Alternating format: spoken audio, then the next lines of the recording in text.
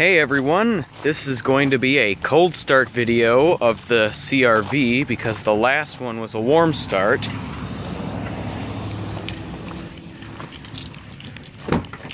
Actually here with my uncle right now, he's getting in. Say hi to YouTube. Hi YouTube.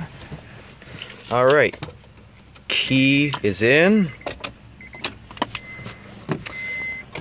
To neutral, parking brake is on.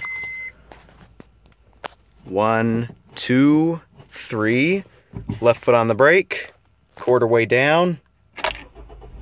Release it as soon as it fires. AC on, lights on, and we're pretty much good to go. Gotta cut this off because it's illegal to take a video while driving.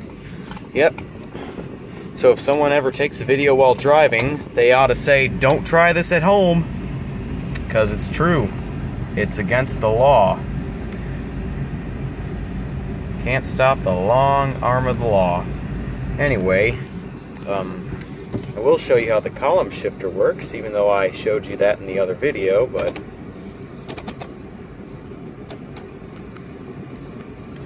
that's pretty much it. Take care, everybody.